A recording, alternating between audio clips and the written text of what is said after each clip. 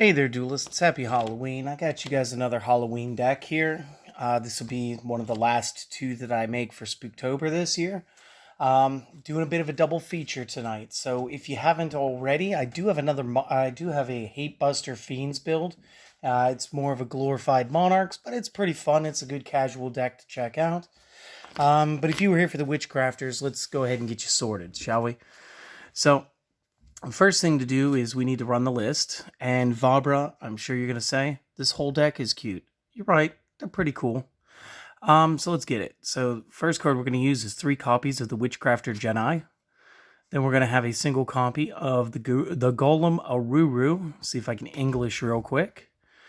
The Witchcrafter Hain at 2 copies. We're going to use a single Madame Vere. We're going to have 3 copies of the Witchcrafter Pator. And 3 copies of the Witchcrafter Shmeta. Shmeta? I don't know. Spell cards, we're going to go with the Call by the Grave. Get a copy of Instant Fusion. 1 Monster Reborn. 3 copies Pot of Extravagance. We're going to be running 1 Reasoning. 2 copies By Street. 3 copies Creation. 2 copies Draping. 2 copies Holiday. 2 copies Scroll. And 3 copies Unveiling. Moving on to the traps to round it out, we're going to have 3 copies of Solemn Strike, 2 copies of Patronus. Now, I was supposed to have a third one. My order did not finish arriving today, so I'll probably have it on Monday. Just in case this happened, we play tested 1 copy of Masterpiece, and I'm including it in here because it's actually very fun to play. And yeah. So that's why those 2 are out of order. I know that I normally do everything alphabetical the whole time, but 1 Masterpiece is actually a very good substitute for Patronus if you don't have 3 Patronus. And the extra deck, it's going to be mostly throwaway due to extravagance, but it still retains some playability. We have our Instant Fusion targets with 3 restrict the Millennium Eyes and 3 restrict Thousand Eyes. We're going to have 2 Daybreakers, 3 Nightmare Phoenix, 1 Unicorn, and 3 Link Karibos, because that's what I have. And if you guys were just here for the deck list, you guys are good to go. If you haven't already, maybe check out the Hate Buster Monarch build. And if not, now stick around. We're about to do this. So these are not as easy because there's a lot of interaction, a lot of quick effects. So I'm going to try to go through this as quick as possible, but no promises. So Jedi, first off, during the main phase, as a quick effect, you contribute this card and discard 1 spell. Special summon 1 Witchcrafter from the deck with a different name. You may banish this and 1 Witchcrafter spell in the graveyard. The effect becomes the spell's effect when the card is activated, and you can only use each effect once per turn. Now, it's not a hard once per turn for either. It's just you can do 1 and then go straight into the other. So it's fantastic. And it lets you set up a lot of plays, especially for Patronus later, as we're going to see a lot of cards actually ending up banished. So that's fantastic. And it's great because, of course, she's a level 1. Now, could you put a 1-for-1 in here? Sure. Sure, if you really wanted to, you could. Golem Aruru. This is actually one of our boss beaters at 2,800 points, 8-star. When your opponent activates a card or effect that targets a spellcaster or casters that you control and targets it for an attack, as a quick effect, you can target 1 card your opponent controls or 1 Witchcrafter spell in your graveyard. Special summon this card from your hand and return the targeted card or cards to the hand.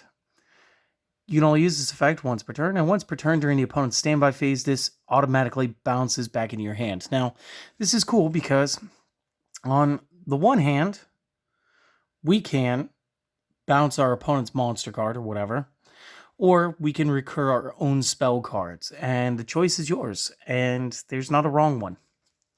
So, great card. Hain, nice little 7-star in our build. This one just says your opponent cannot target other spellcaster monsters you control with card effects, and as a quick effect, you may discard 1 spell, target 1 face-up card your opponent controls, destroy it, and use that effect only once per turn. Now, again, later game, maybe you don't want to use Pot of Extravagance, maybe you started with too many of them. Maybe you used one and then drew into another one and you just didn't need it. That works too. It doesn't have to be a Witchcrafter spell. It just needs to be a spell. So, again, very good. Madame Vere, probably one of the sleeper cards in this build, seeing as everybody's going to look at that 1000 by 28 and go, oh, it's just a defense card, except, yeah. So during the damage calculation, if your spellcaster monster battles an opponent's monster, now it doesn't need to be this character, just one of your spellcasters, and because the way it worded, you don't have to be the one being attacked, you can be the one attacking. The quick effect here is reveal any number of spells with different names in your hand. By doing so, your monster gains 1000 attack and defense for each card revealed until the end of the turn. So again, maybe you don't want to activate the Pot of Extravagance, maybe you're just going to hold on to it, or again, the continuous spells in the deck, the Buy Street and the Scroll. That's a lot of additional power just for holding on to them. The other quick effect, discard a spell, negate the effect of all face-up monsters your opponent currently controls until the end of this turn. You may use each effect once per turn, which is fair. You don't want to be able to just keep slapping your opponent around because you have a lot of spells.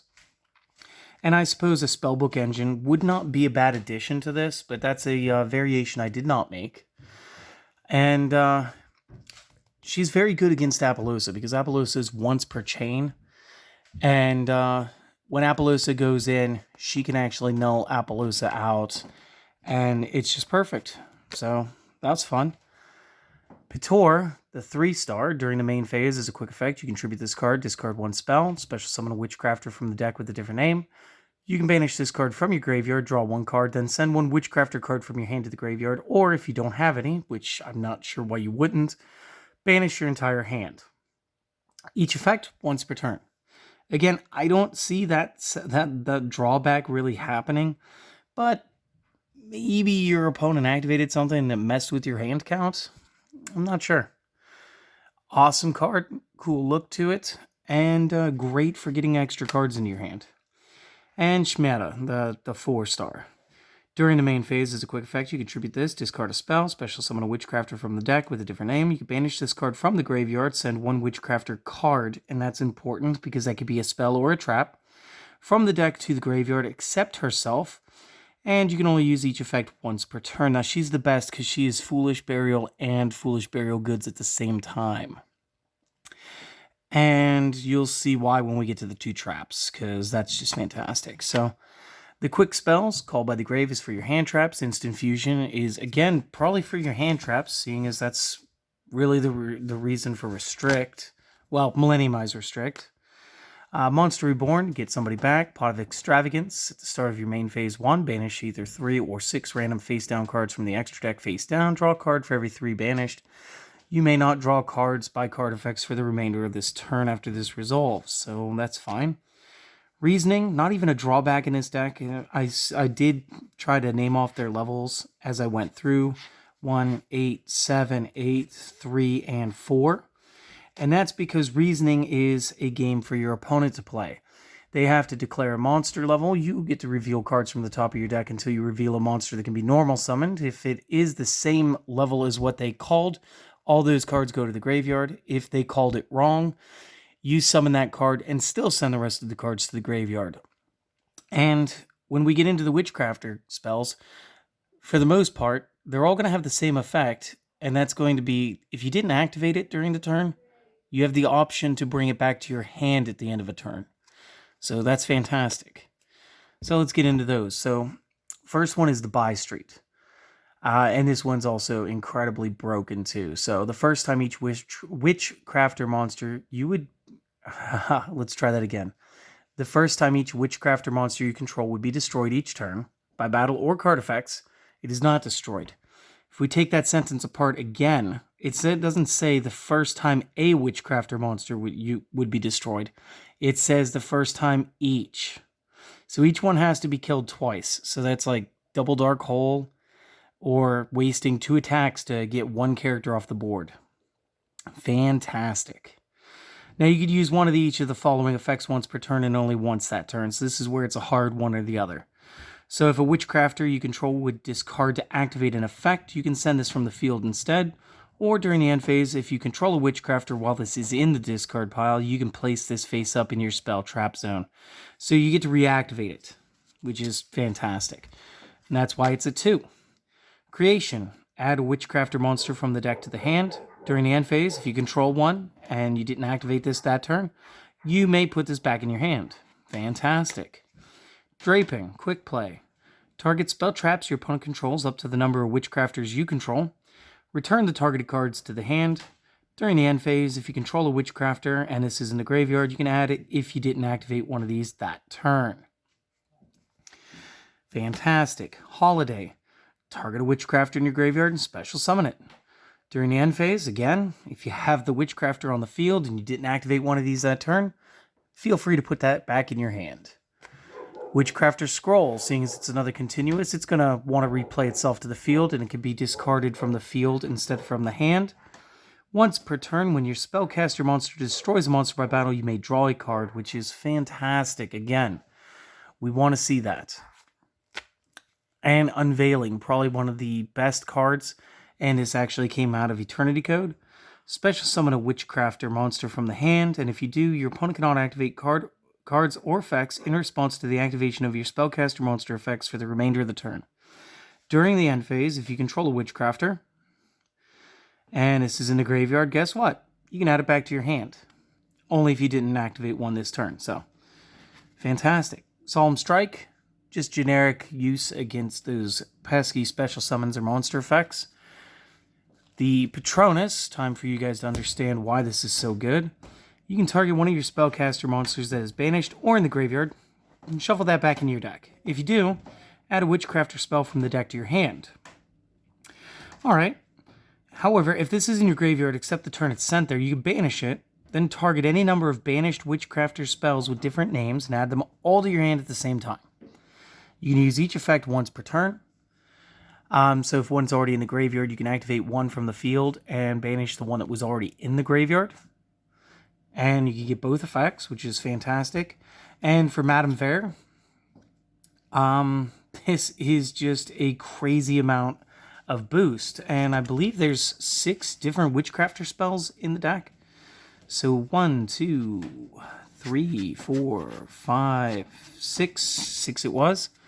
So that's a possible 6,000 bonus when attacking or defending, which will put her at 7,000 attack or 8,000 defense respectively. And it's one of the reasons I love Patronus. And of course, I was playtesting the Masterpiece, hoping my 3rd Patronus would get in. It did not, and I really wanted to make this for Spooktober. So we were using this. If you control a Witchcrafter, target a spell in either graveyard, or add one card with the same name from your deck to your hand during either player's turn except the turn is sent to the graveyard. Banish this and any number of spells from your graveyard. This allows you to actually fuel the Patronus, which is fantastic. Banish this card and any number of them. Special summon a Witchcrafter from the deck whose level equals the number of spells banished to activate this effect. You may only use each effect once per turn. This is actually pretty darn cool, because it doesn't say that the spells here have to be different names. So even things like my Monster Reborn and my Pot of Extravagance can become useful again and allow me to again play out Aruru and Madame Vere. And then again, if I have the Patronus, I can bounce 6 different named spells back into my hand, so Madame Vere can reveal at least 6 spells. So lots of power. This probably isn't going to break anything in like a regional setting, but this one will definitely do something at locals and will definitely impress your friends because of how much fun it is. And there are ways, again, I know that Pot of Extravagance does tend to make the price of the deck jump by a lot.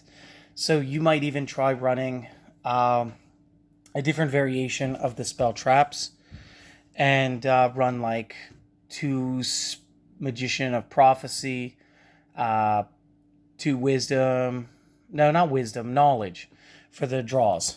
So you'd easily do that by dropping just 1 extra card and then having the, like, your 2 Spellbook of Knowledge. That could be one of the Boy Blue. You could drop one of the doubled up spells like Scroll or Buy Street if you really wanted to. And again, the extra deck, pretty nonsensical. Millennium Eyes Restrict, just there to stop interrupt effects. Thousand Eyes Restrict, there to get the suck up play to remove something your opponent has that you want out of the way. And of course, don't lose that and use it for the Link Karibo real quick. And then you could always go into something like Phoenix or Unicorn later if need be. So, fantastic. The extra deck really doesn't matter. I just wanted to put Daybreaker in there instead of Nightmare Cerberus because that's honestly what I was going to do, was go like 2 or 3 Cerberus and just do that. So if you guys liked this, leave a comment. Tell me about it. If you guys are excited to see the Hate Buster deck, again, that featured tonight as well. A little bit of Fright Night, And tomorrow I'll probably be opening... I think I bought one of those little Walmart, 10-pack boxes. So that ought to be fun, and then I'll talk about what we're doing next month. So I will see you guys then.